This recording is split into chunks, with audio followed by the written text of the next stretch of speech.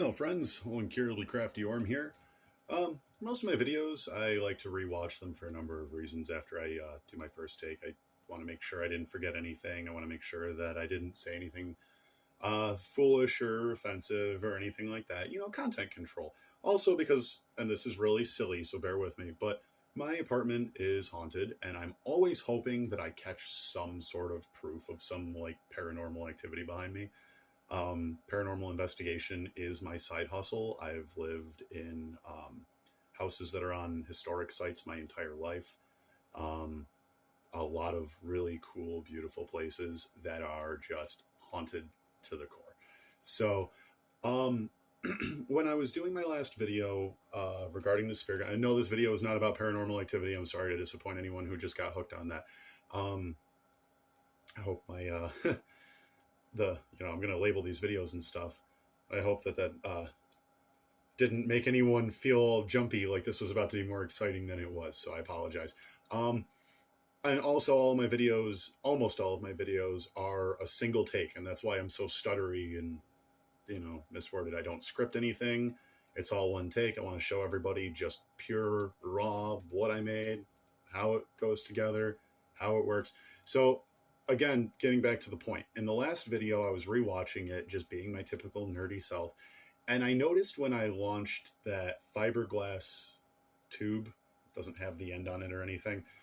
I'm shooting towards my staircase and I've got kind of a weird angle here. My phone is set up. It's what I'm using to record. It's set up on some jars in my kitchen, leaning up against a spice rack. And it's just, when I launched that thing, now, I already knew the fiberglass thing didn't go as far as I wanted it to because it's hollow. It's got flat ends on both sides, but it's just there's a lot of resistance, a lot of air resistance. The first fire, the string went right up and over it because there's such skinny little, and I can show you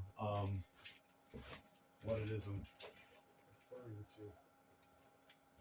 This little guy. So you see on both ends here, they're just flat. And it is hollow going all the way through, but it's all fiberglass. The ends are a little frayed. It's just skinny, kind of crappy. So I was playing around with it. I wanted to make sure it was the projectile and not the actual spear gun itself. So I thought my beloved YouTube viewers, you all deserve a better show. So I am going to do a quick test launch with this bad boy. These are my my little target bolts, my little practice bolts. And what I do is the screw in the back is for weight, but it's also because a lot of my bows and crossbows and stuff, I use a bungee cord for the line. I kind of do the bow backwards instead of having flexible arms and a tight string. I've got a flexible string and tight arms. Phillips head screws grip those bungee cords really, really well, but when you release them, they don't stick. I'm not sure why. Trying to get a closer view of it, it's going to take a little investigating. And then these are just plastic dart tips. I cut the long piece off, and I use these to shoot into like hay bales and paper targets and stuff like that, soda cans, etc. And they work really well. They are still dangerous. Again, it's still, these aren't for playing with people. They're just for targets. But again, I feel a little bit more confident about shooting this into a hay bale than I do about shooting a broadhead into a hay bale that could possibly go through the hay bale and cause some damage on the other side. This is going to, that's it.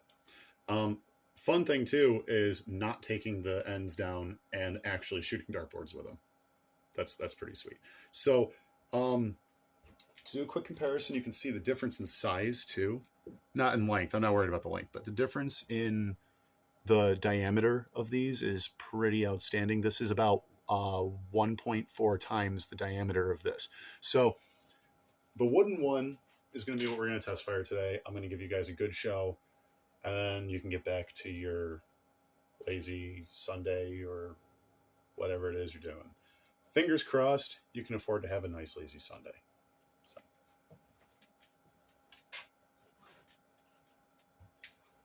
So here's our baby. Here's our spear gun, our spring powered, ready to go, super simple. If you missed the video where I actually show you how it works and all that, it's vice grips lock into place. The string is drawn over it. You just, and it'll let it go. So locked in place. String back. Line on. Line on. Apparently I'm not going to give you guys a good show no matter how hard I try. So, yep. Now, the nice thing too about these that have the screws in the end, I'm going to show you. It's going to be kind of hard to do because I'm going to have to tip this upside down, so the bolt's going to want to slide out of here until I get it situated.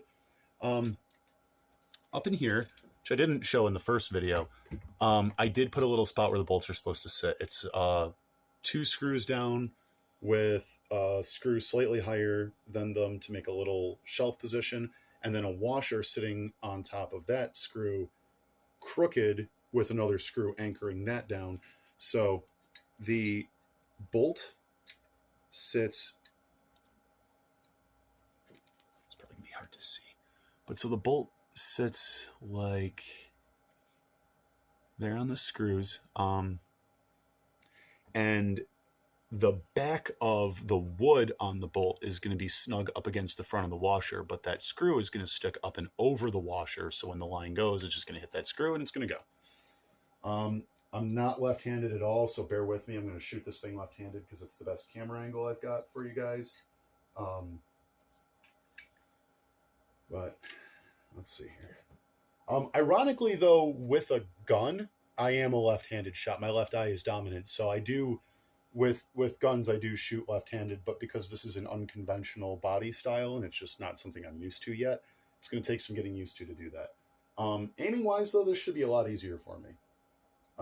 Fun fact too, for as far as guns go, if you're a left-handed shot, make sure you check your firearm, because a lot of them things eject shells like you're a right-handed shot. My shotgun's like that, and I'm really careful with it when I go to eject the shell, because them suckers sometimes come out pretty hot. So back up just a little bit so you can. As long of a shot as I can without actually shooting any of the stuff in the house. My fiance would kill me. So. And as you can probably hear, that went all the way down the stairs. My stairs go down and then curve and go. That's where my door is. So it went and hit the wall and clattered off. Now, to give you guys a little bit of perspective on this,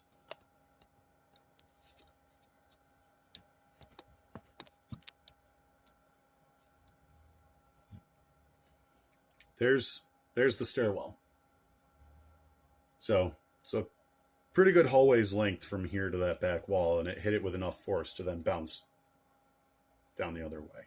So yeah, the spear gun, not a toy. Again, safety's always first, yada, yada, yada. This thing is definitely going to either, again, I still got to look up the laws on all this for where I live, but if it's legal, it'll be a fishing utensil only.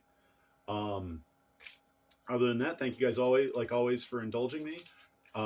Like ratings are always appreciated, but even more so are your opinions. So feel free to stuff the comment section below with those beloved opinions of yours. Safety is always first, but seriously, we live in a really dark and scary world. Don't forget to have fun. Thanks, everyone.